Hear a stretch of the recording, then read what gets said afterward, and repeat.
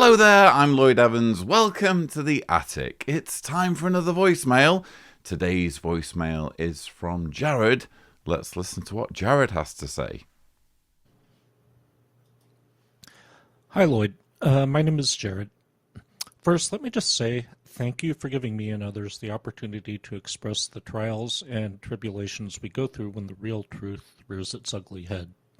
It helps so much to hear what others have been through and to know that you're not alone. Please feel free to use this recording if you want to. The beginnings of my life were as a third-generation Jehovah's Witness on both my mother's and father's sides of the family. My mom's father, although a great-grandpa to me in some ways, was also an elder, and a strict one at that. Mom never got to date, didn't get to go to university, spent most of her childhood in meetings, conventions, and out in field service, the usual story. My dad's entire side of the family got him when he was in his late teens, so he wasn't as indoctrinated as she was. My parents got married in the Kingdom Hall at age 20 and had me 5 years later at age 25. By the time I was 5 years old or so, I don't remember exactly, she stopped attending the weeknight meetings but still went out in service on Saturdays and went to the Sunday meetings. She eventually faded, as did my dad, but they were well on their way to doing so in my earliest memories. Until I was 12 or so, my elder grandpa babysat me a lot, so I went out in service with him. I do remember going out in service with him with my little child-sized book bag from the JW Book Bag Company. You have got to do a video about that. The special JW Book Bag Company that sells JW literature dispensing book bags. I remember one time a girl from my 6th grade class opened the door. I was embarrassed as shit. I was always ashamed of being associated with witnesses. After that, I pretty much became an atheist. So the purpose of me leaving this message is twofold. First, I want to emphasize the legacy of spending your entire childhood being indoctrinated into this cult. My mother died a bitter, angry woman. She was angry about not being allowed to go to university. She was angry that she had kids and couldn't experience the childhood that she never had. She was angry that she didn't have friends. Although I was never neck-deep in the JWs like she was, it affected her parenting in awful ways, and I don't even think she understood. When she was dying of cancer, she started reading the New Testament for the first time in years. New World Translation, of course. I didn't have the heart to ask her if she wanted me to get her an undoctored Bible. You can't ever totally rid yourself of the lie. Secondly, and the thing that prompted me to leave this message, is that I recently received a handwritten letter from a JW family that lives in my area, ironically about the veracity of the Bible. Just the fact that it's handwritten means a lot. I guess they're probably forced to. The letter says I can write them back. So should I? I want to be kind to them, and maybe I can be the person that plants the seed that may someday grow into the real truth in the future. I've watched your videos of many people saying how hopeless it is to try to convert someone who isn't willing to think for themselves, but I have to believe that there's some way I can instill even a little bit of doubt in them. At first I thought of sending them photocopied pages of one of Raymond Francis' books, but decided that wasn't likely to end up anywhere except the trash. I would love some suggestions to at least gently nudge them in the right direction, if only to make me feel like I did what I'm morally obligated to do. Thank you for everything, Lloyd. Your videos have meant a lot to a whole lot of people. You do good work. Thanks. Bye. Thank you so much, Jared. That was a really nice message. You had some really sweet words about the channel. And yeah, I do these voicemails primarily so that it's not just my voice that people are hearing. I think it's actually really important that people understand that rather than this being the ramblings or rantings of some disgruntled apostate, there are actually more people involved and more people speaking out. I mean, I have obviously in the past done interviews, full-on interviews, and hopefully I'll return to doing more interviews in the future. Right now, I'm kind of happy to just do the voicemails.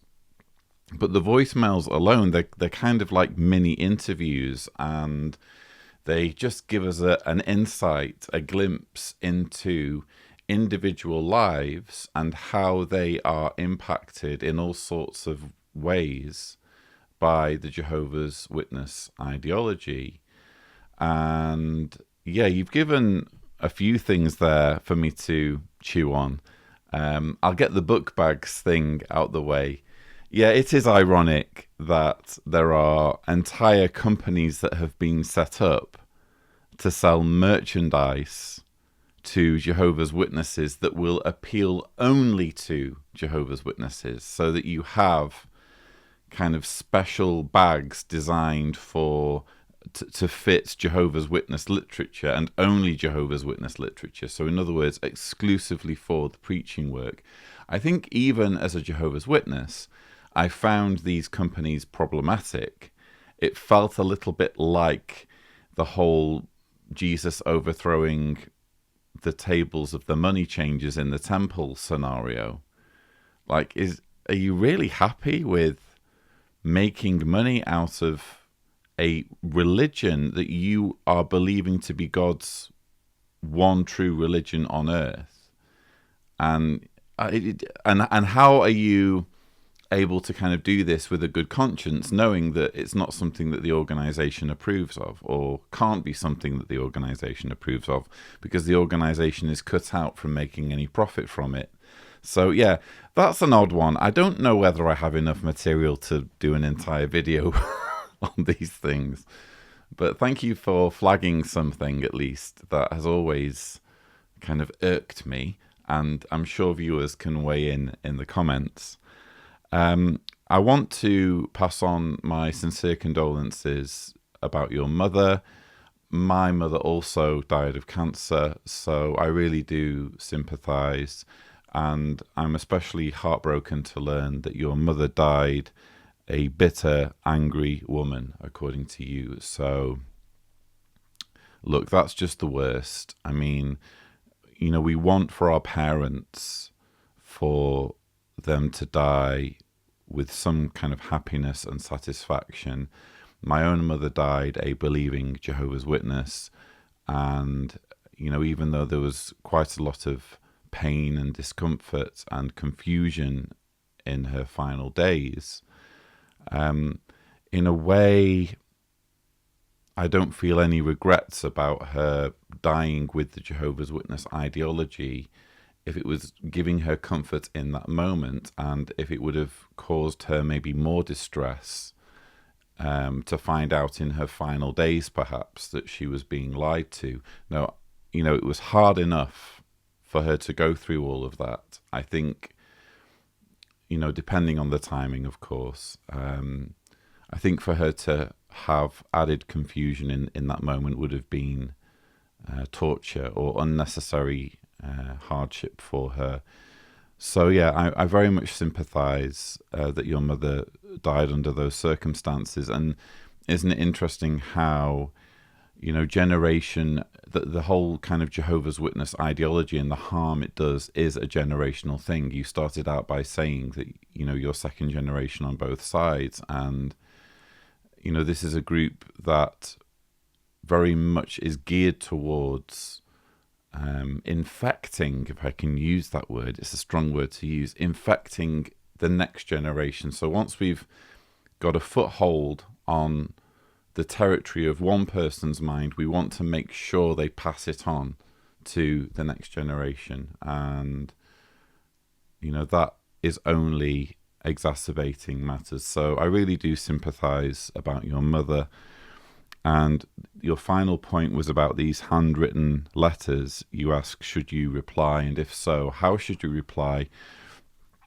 I think perhaps, and this is just my opinion, other viewers might have different opinions, but my opinion is that the whole handwritten letter thing, you shouldn't read too much into that. It's very tempting, isn't it, to see something that's handwritten and think, oh, extra effort has been put in here.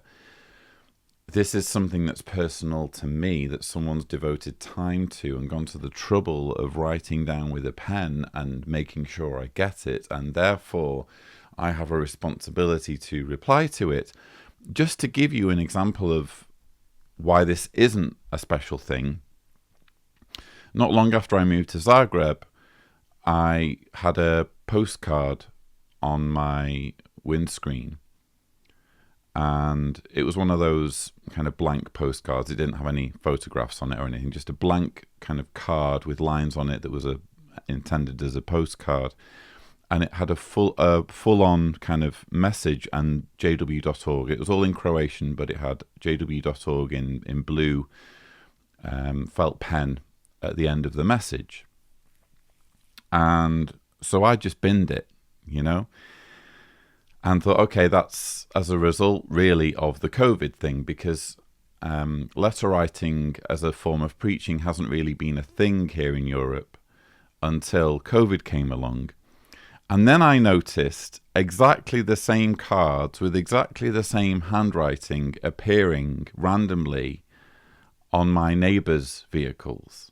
And I still see them now and then. I still see these postcards, all beautifully handwritten, could be identical to the one I received, all with the blue jw.org in felt pen at the end.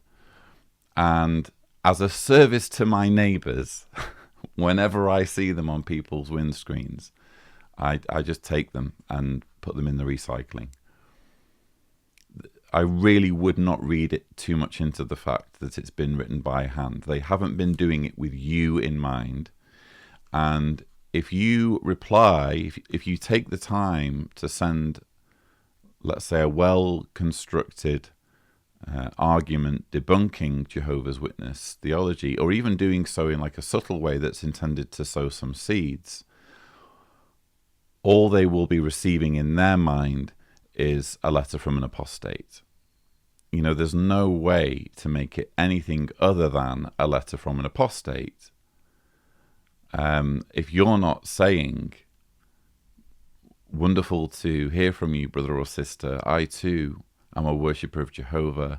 I'm so glad that you wrote to me. Isn't it wonderful that we can look forward to seeing our dead loved ones again in paradise, blah, blah, blah. Unless you're saying that, they're not really going to read it, or they're going to make it so far through the letter, and then this intense fear will overcome them that, oh no, I'm reading apostate material, and it's going to be in the bin quicker than you can imagine. So, yeah, I think just maybe readjust the expectations of the meaning and intention and thought that's gone into these handwritten letters. It's a token act of service, probably by an older member of your local congregation who isn't able to get out in the preaching much, or isn't able to stand by the carts or knock on doors, and the elders are happy for this individual to just sit at home and write letters, as they started doing during COVID instead. That's just my opinion. Other people are welcome to their opinions. Feel free to weigh in the comments. But I really do appreciate your voicemail. Once again, sincerest condolences about your mother. And if it means anything, I'm sure your mother would draw great comfort from knowing that you have evidently turned into such a well-rounded, compassionate person who is willing and ready to go to great lengths to reach out to total strangers and help them if this would actually make a difference. So that's all I have to say, really. Don't forget that if you would like to leave a voicemail, the thing to do is go to speakpipe.com/Cedars, remembering to indicate clearly if you don't want me to broadcast your message on this channel. I so hope you've enjoyed this video. Thank you for watching.